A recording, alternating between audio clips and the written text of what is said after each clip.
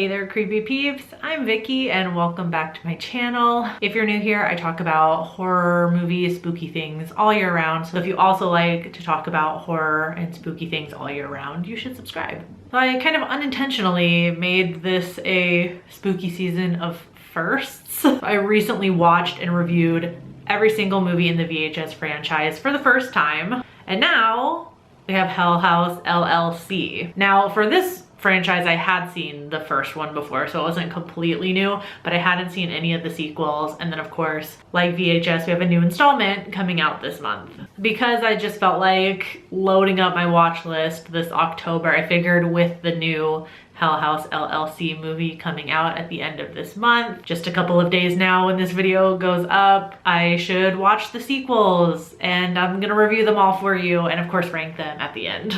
And make sure you check out Hell House LLC Origins, The Carmichael Manor, which hits Shudder on October 30th.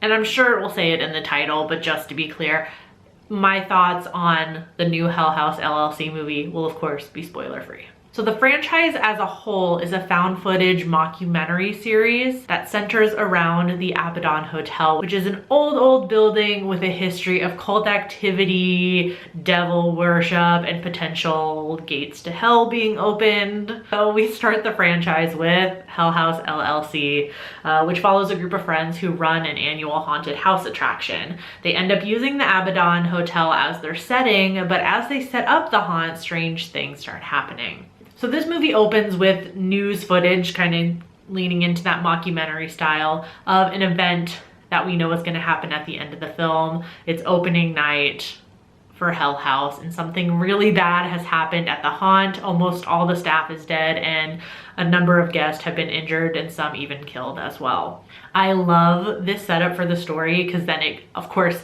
cuts back to days prior when the crew is setting everything up, and as the movie is going on you're just wondering what could possibly have happened to result in what we're gonna see at the end. And you try and look for clues as scary things start happening as to what it could be. The best thing about this movie though is the slow buildup of scares until the end. I love those subtle, like very terrifying things, like things moving in the background, or you know, the world's freakiest looking clown mannequin moving on its own. And I'm not scared of clowns, but if I saw that thing in my house, I would promptly evacuate everybody and then burn the entire house down. You can check out both of my reviews if you want for the first Hell House LLC movie, but just overall I quite like the first film. It's not bad for a found footage horror movie, which tend to be hit or miss for me. So then we have Hell House LLC 2, the Abaddon Hotel, which follows a group of journalists who go into the infamous Abaddon Hotel after getting an anonymous tip that there is footage being stored in the basement. Footage taken by the hotel's original owner, Andrew Tully, who is rumored to have started a cult in the hotel and opened a gateway to hell. First and foremost, I have to say, like, I knew the first movie obviously was a mockumentary style. I didn't realize the rest of the series was going to be. And so as this first one started and I realized that it is this mockumentary style, it kind of gives the series an interesting kind of meta thing going on, because not only are the characters aware of the events of the first movie, just like obviously from hearing about it on the news, like in the world of this movie, but they're also aware of the film that we've also seen, which is very interesting. I didn't realize the rest of the series was going to be like that. So as I watched the other ones and I realized what the theme is, like I kind of like the franchise overall just a little bit more because of that. I think it's very interesting. But as we're talking about the second film, our characters are very aware of this documentary. So we see footage of a lot more people trying to now break into the Abaddon Hotel. So we get a little more lore about the Abaddon and what Tully has done by opening a portal there. And we kind of get a little bit more, like, should I say character building for the hotel, which is kind of a character. It kind of does like a Rose Red thing, like shutting the doors, locking people in, getting people lost within the hotel. It makes for a cool kind of like urban legend vibe.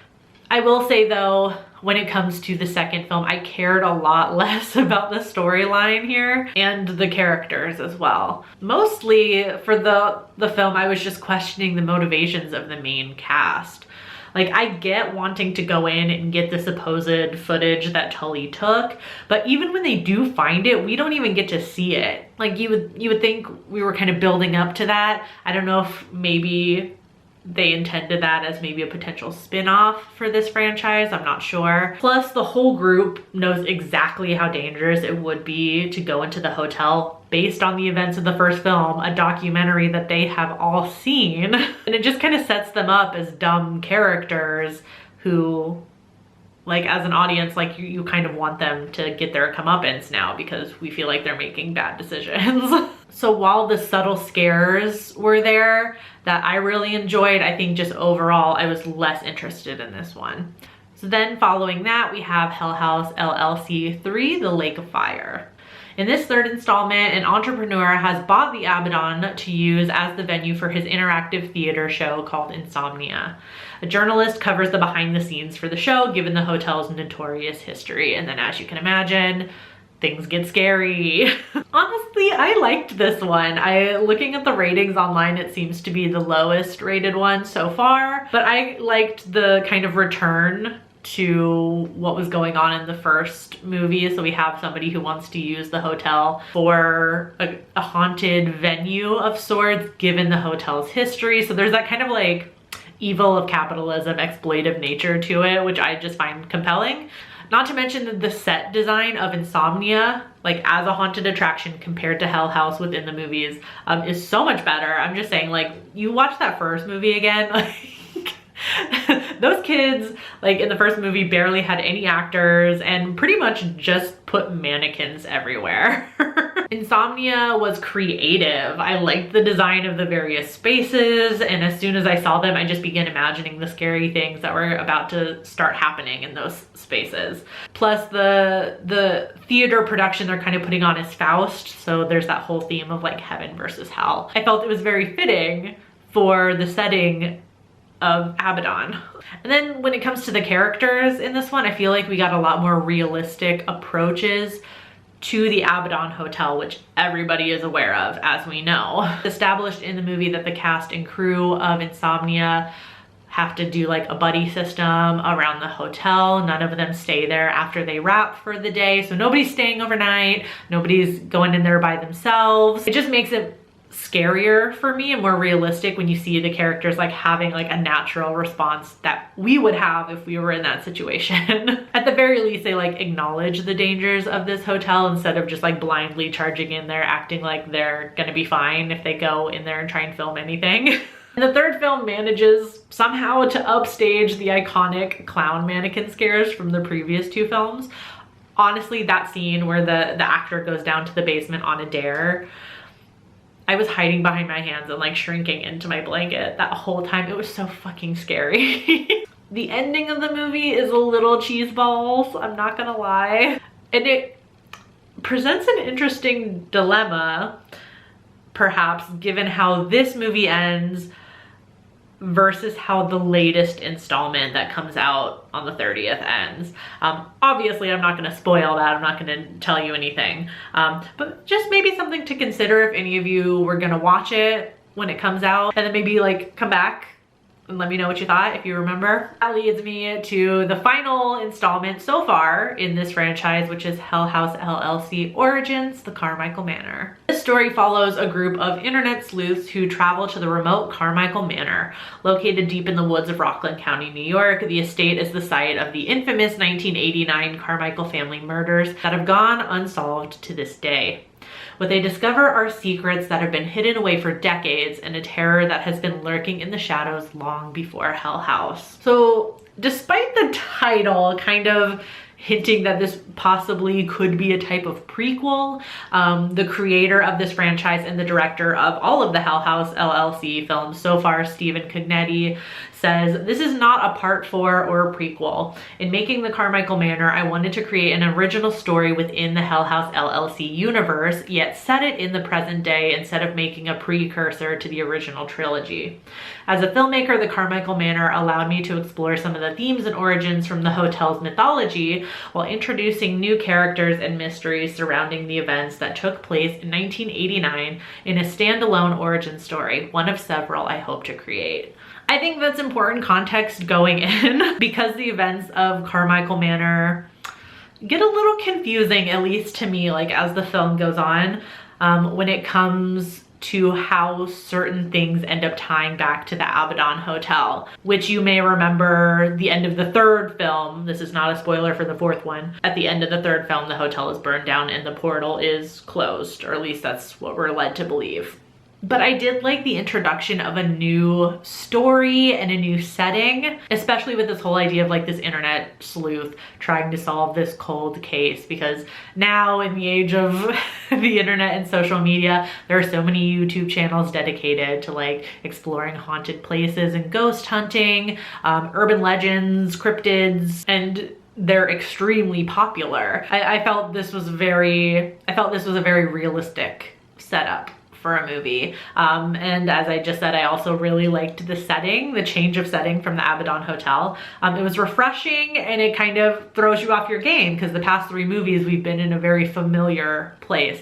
So now we're in a big manor house, a different layout, kind of throws you off your game a little. And again, Cognetti employs simple scares and slowly turns that dial up, building to a fever pitch. There were quite a few scary scenes that had me hiding behind my hands again in the introduction of some more creepy clown mannequins. I don't know who designed these fucking clown mannequins, but bravo, because I'm, again, not afraid of clowns, except for these ones. So the story gets a little convoluted as it goes on, and Margot, our main character, kind of discovers more and more about the Carmichaels and the Abaddon. And I don't know if the connections to the Abaddon Hotel might potentially hold back any future films. It might be kind of restrictive, I think, down the line, but we'll see. I could very much be wrong. But overall, I liked Carmichael Manor. I liked the characters. Like, the film looks great, and the like really isolated woodsy setting, like the vibes are really perfect for just like watching this at night, all the lights off, and just having a good like creepy time. I liked this one quite a lot. I can see myself rewatching this one again for sure. But where does it fit into my ranking? Bottom of my list for sure is the second one. It just had the least interesting storyline to me and the least interesting characters. Still some decent scares, but that was all it was doing for me. Next on my list would actually be Carmichael Manor, which yes, I liked it, but the way that it tries to tie itself to the Abaddon Hotel, I'm just not sure if I like it yet. Maybe I just don't fully understand what's going on, so that could be a me problem. Coming in at number 2 in my ranking is the third one. I really like the new set design for like the insomnia attraction that's going on. I was invested in the stories. I was invested in the characters. I liked the characters a lot. I thought they were funny. I thought they were interesting. Despite the cheesy ending, I still like it. I think it's in good company because, of course, in the number 1 spot is the first Hell House LLC movie, which also has a cheesy ending. I'm not gonna lie. But I can live with it. I can live with it. It's very on brand for me to rank the first film in a franchise in the number 1 spot. It's like it. It's the best one. Hands down. The subtlety of the scares deserves the number 1 spot, if I say so myself. Let me know your ranking of the Hell House LLC movies so far in the comments. And if you happen to be watching this before Monday, just a reminder, Hell House LLC Origins, The Carmichael Manor, hits Shudder on the 30th. If you like this video, there'll be 2 more on the screen in just a second for your viewing pleasure if you feel so inclined. If not, I'm gonna see you next week with some new videos anyway. Until then, stay strange. Bye.